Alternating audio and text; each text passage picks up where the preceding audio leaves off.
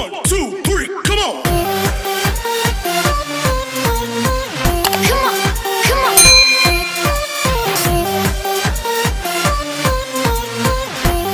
Assalamualaikum warahmatullahi wabarakatuh.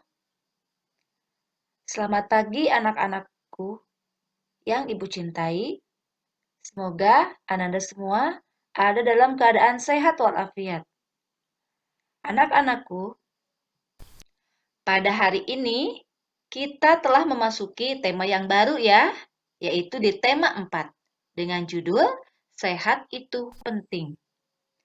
Nah, baiklah anak-anak, untuk memulai pembelajaran kita pada hari ini, marilah kita bersama-sama berdoa kepada Allah Subhanahu wa taala dengan diawali oleh bacaan basmalah. Bismillahirrahmanirrahim. Rabbi zidni ilman warzuqni fahman wa amalan mutaqabbala. Amin. Kita memasuki subtema 1 dengan judul Peredaran Darahku Sehat. Dan kita memasuki pembelajaran 1 dan 2. Baiklah anak-anak, adapun tujuan pembelajaran 1 adalah yang pertama, dengan kegiatan mengamati gambar peredaran darah manusia, siswa dapat menjelaskan organ peredaran darah dan fungsinya pada manusia secara rinci. 2. Dengan kegiatan berkreasi menggambar, siswa dapat menggambar cara kerja organ peredaran darah manusia secara rinci. 3. Dengan kegiatan mencari tahu tentang pantun, siswa dapat menyebutkan bagian-bagian dan ciri-ciri pantun dengan tepat. 4.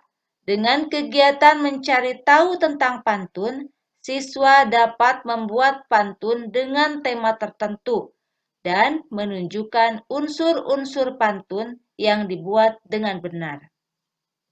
Adapun tujuan pembelajaran 2 yang pertama, dengan kegiatan mencari tahu tentang nada, siswa dapat mengidentifikasi tangga nada dalam musik dengan benar. 2.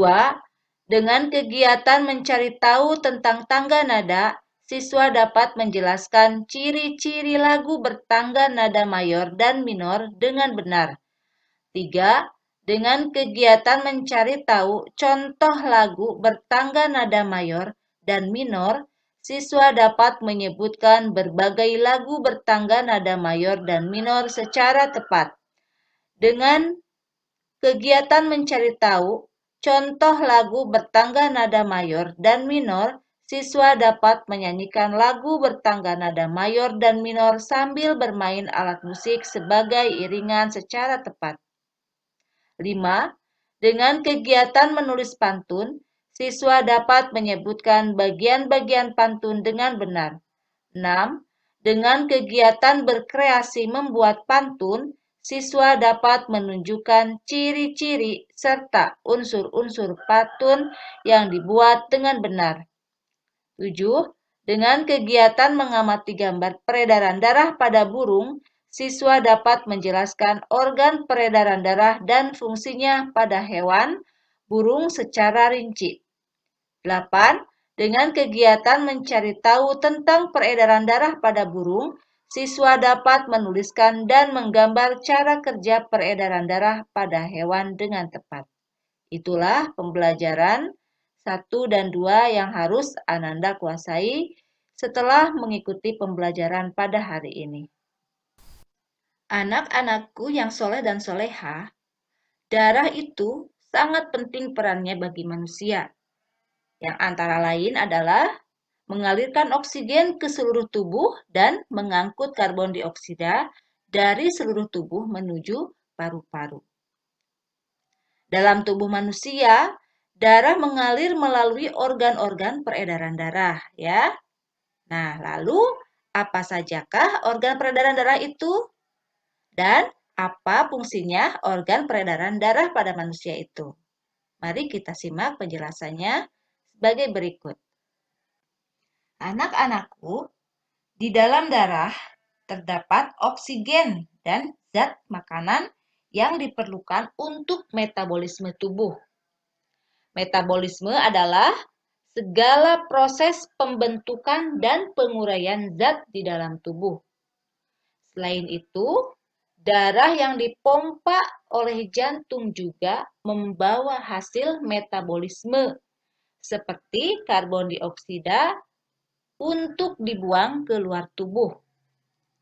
Nah, mengalirnya darah yang dipompa oleh jantung di dalam tubuh disebut sistem peredaran darah.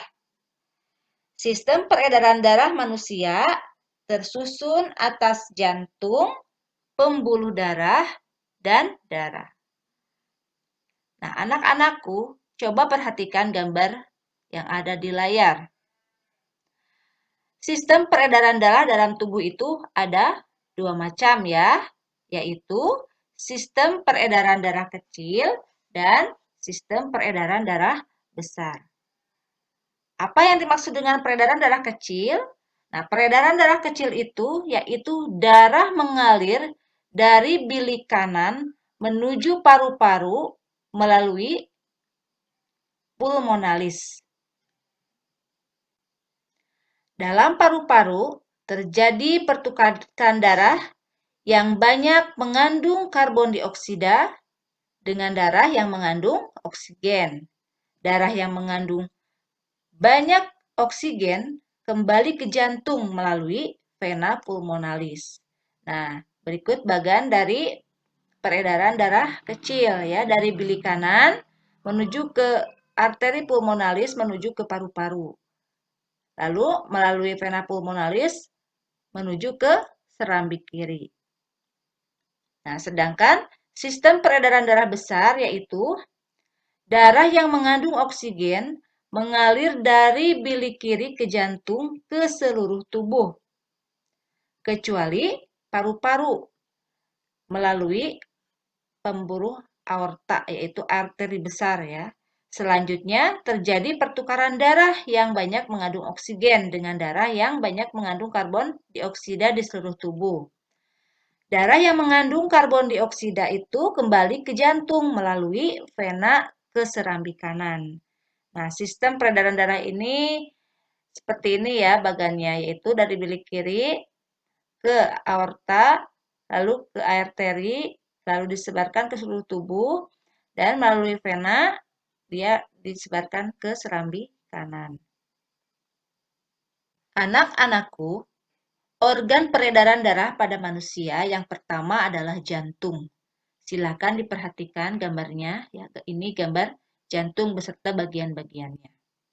Nah, jantung ini adalah organ yang berfungsi memompa darah ke seluruh tubuh dengan cara berkontraksi dan berrelaksasi secara bergantian.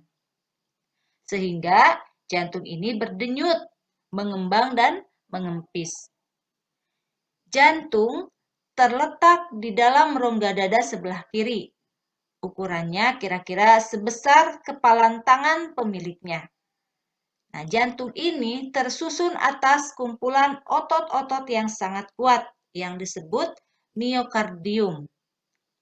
Nah, jantung sendiri ini terdiri dari 4 ruang, yaitu serambi kanan, serambi kiri, bilik kanan, dan bilik kiri. Itu adalah ruangan jantung.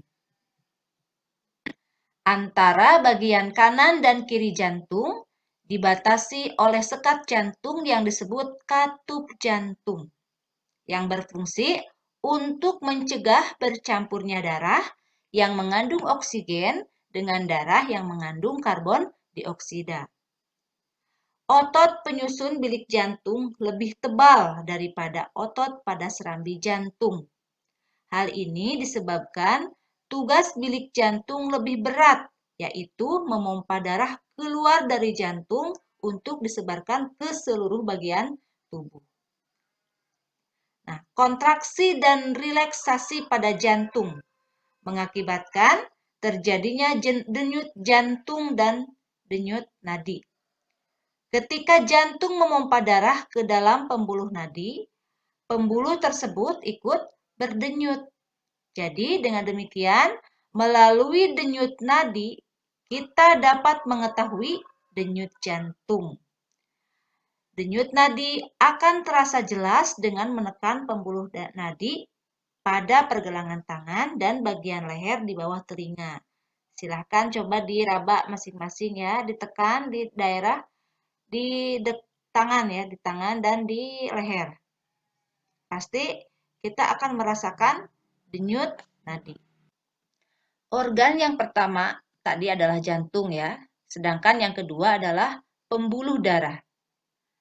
Pembuluh darah ini merupakan saluran tempat mengalirnya darah dari jantung ke seluruh tubuh dan dari seluruh tubuh kembali ke jantung.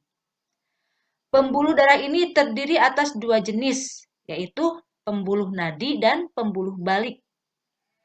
Pembuluh nadi disebut arteri dan pembuluh balik disebut vena. Pembuluh nadi atau arteri yaitu pembuluh yang membawa darah yang kaya akan oksigen keluar dari jantung ke seluruh tubuh. Pembuluh yang paling besar yaitu pembuluh nadi yang paling besar disebut aorta.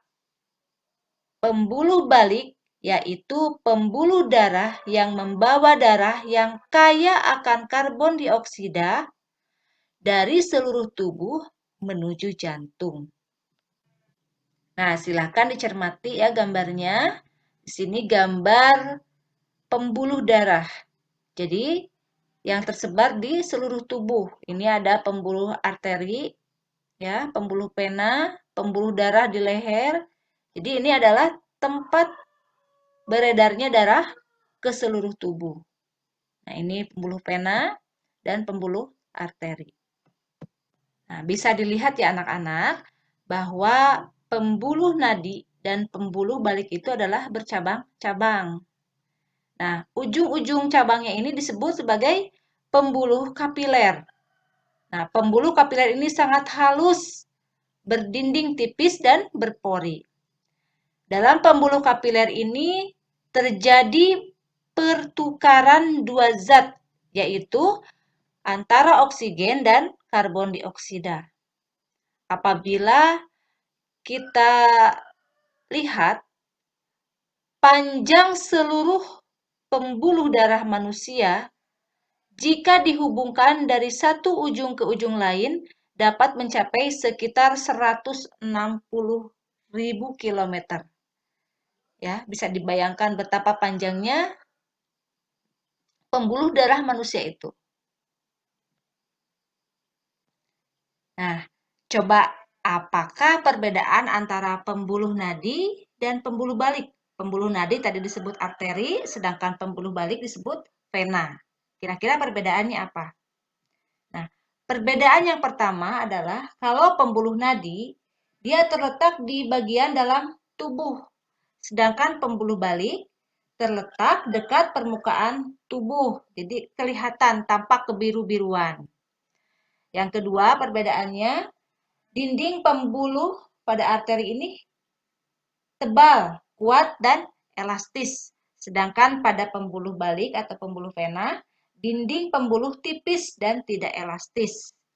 Nah, yang ketiga, pembuluh nadi itu aliran darahnya berasal dari jantung, sedangkan pembuluh balik aliran darahnya sebaliknya yaitu menuju jantung. Dan yang keempat, pembuluh nadi itu denyutnya terasa seirama denyut jantung. Sedangkan kalau pembuluh balik denyutnya tidak terasa. Itu perbedaan antara pembuluh nadi dan pembuluh balik. Nah, organ yang ketiga adalah paru-paru. Nah, paru-paru ini memiliki peranan penting dalam proses peredaran darah. Dalam proses peredaran darah, paru-paru berperan sebagai penyuplai oksigen ke dalam darah. Darah yang telah diedarkan ke seluruh tubuh tidak lagi mengandung oksigen, akan tetapi banyak mengandung karbon dioksida. Nah, setelah kembali ke jantung, darah yang akan mengandung karbon dioksida tersebut dipompa ke dalam paru-paru. Selanjutnya, karbon dioksida diambil dan diganti dengan oksigen melalui proses pernapasan. Jadi, sangat berkaitan erat antara jantung dan paru-paru. Nah, paru-paru ini terdiri atas ribuan tabung bercabang. Tabung bercabang ini jumlahnya ribuan. Semakin ke ujung, semakin mengecil. Pada ujung yang mengecil terdapat kantong udara ini ya, yang disebut dengan alveolis atau alveoli. Nah, masing-masing alveoli ini memiliki jaringan halus kapiler. Nah, pada jaringan inilah tempat terjadi pertukaran oksigen dan karbon dioksida. Nah, itulah organ-organ yang berperan penting dalam proses peredaran darah. Nah, ada satu hal yang lebih penting lagi yaitu di dalam peredaran darah ini adalah yang berperan pentingnya adalah darah itu sendiri. Darah tersusun dari plasma darah dan sel-sel darah. Plasma darah tersusun dari air dan zat-zat yang terlarut. Sel-sel darah ini terdiri atas darah merah atau disebut sebagai eritrosit. Sel darah putih atau disebut leukosit dan keping darah disebut trombosit. Nah, fungsi darah itu untuk apa? Yang pertama, untuk mengedarkan zat makanan ke seluruh tubuh yang dilakukan oleh plasma darah. Yang kedua, mengangkut oksigen ke seluruh tubuh yang dilakukan oleh sel darah merah. Yang ketiga, membasmi kuman yang masuk ke dalam tubuh dan ini dilakukan oleh sel darah putih. Dan yang keempat, menutup luka yang dilakukan oleh keping-keping darah. Nah, itu adalah fungsi darah pada tubuh manusia. Anak-anakku yang soleh dan solehah, kita patut sekali bersyukur kepada Allah Subhanahu wa Ta'ala atas kesehatan peredaran darah kita yang kita miliki. Rasa syukur kita bisa kita tuangkan dalam bentuk sebuah pantun. Mari kita baca pantun yang dibuat Siti sebagai rasa syukur kepada Allah karena dia sehat. Ya. Nah, kita baca bersama. Rambutku lebat, rambutku subur, tidak dapat dipasang jepitan. Tubuhku sehat, kuucap syukur, darah mengalir tanpa hambatan. Nah, ini adalah pantun yang dibuat oleh Siti. Pantun itu apa sih? Jadi, pantun itu merupakan salah satu seni merangkai kata. Pantun dapat digunakan untuk mengungkapkan perasaan seseorang mengenai sesuatu kejadian atau peristiwa yang dialaminya. Pantun juga merupakan salah satu bentuk puisi Indonesia. Melayu ya. Akan tetapi, pantun memiliki ciri khas sehingga berbeda dengan bentuk puisi yang lainnya. Mengapa berbeda?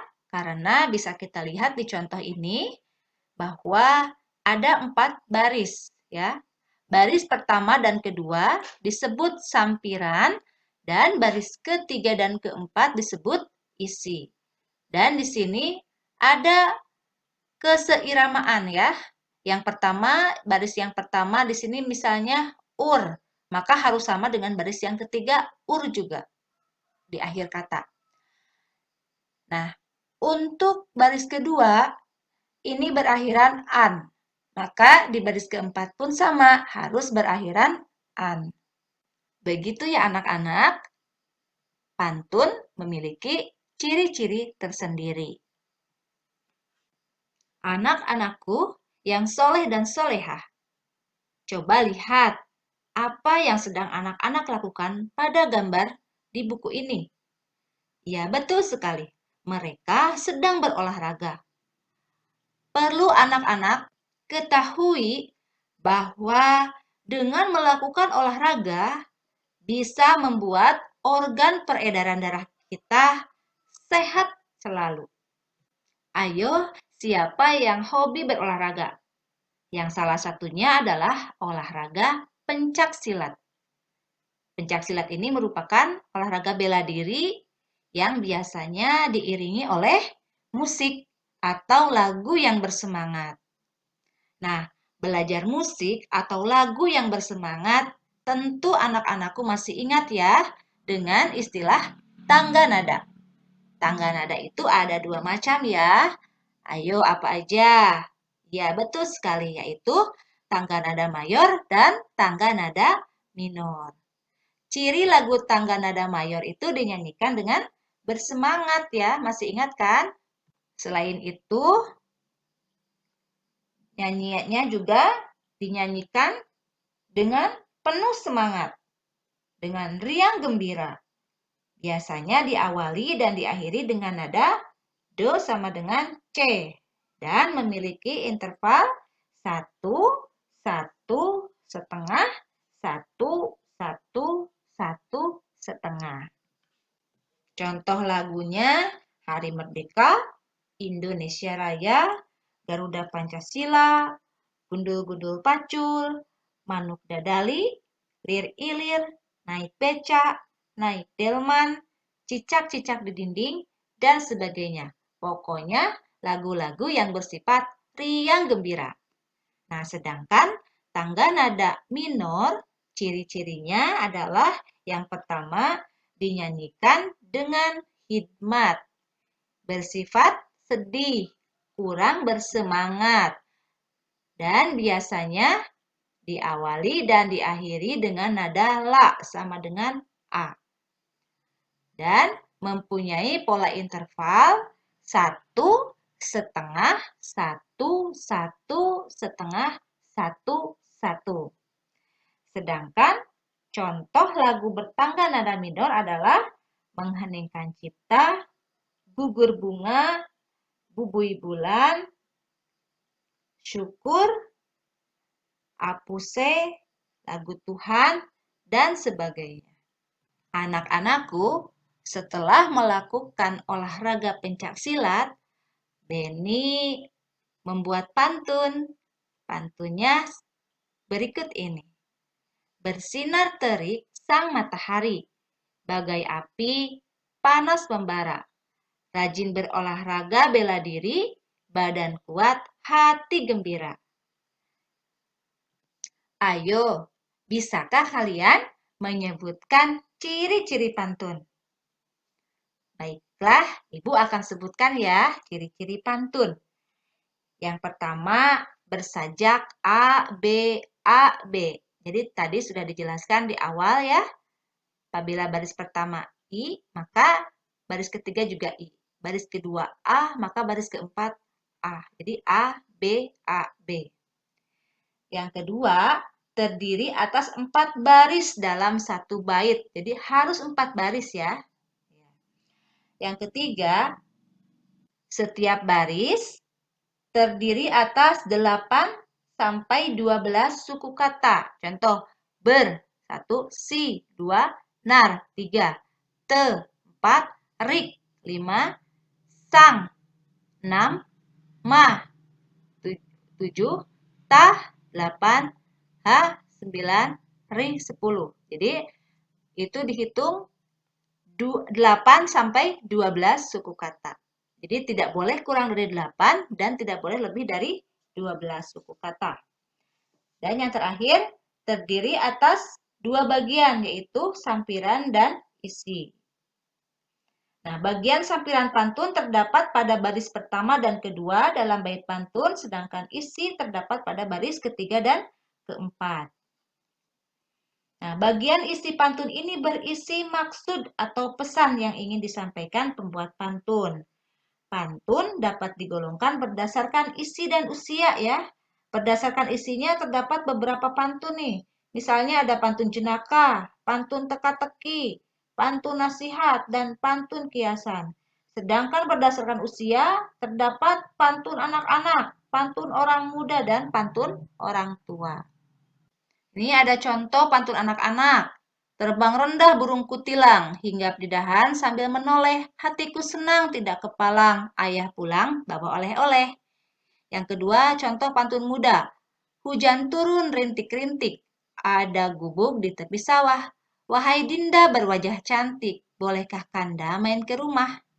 Yang ketiga, pantun orang tua. Enak benar tinggal di Batu Jajar, segar udaranya, indah dan permai. Anak sekolah rajin belajar agar cita-citanya kelak tercapai. Anak-anakku, selain manusia, hewan juga memiliki sistem peredaran darah. Darah yang mengalir akan mengangkut nutrisi ke seluruh organ tubuh. Darah juga mengangkut sisa metabolisme dari berbagai jaringan dalam tubuh. Pada prinsipnya, sistem peredaran darah pada hewan, terutama hewan vertebrata, sama seperti manusia. Contoh hewan vertebrata adalah apa coba? Masih ingat kan di pembelajaran sebelumnya? Ya, ikan, katak, reptilian, dan burung. Sistem peredaran darah hewan termasuk alat-alat peredaran darahnya juga seperti jantung dan pembuluh darah. Jadi sama ya dengan manusia.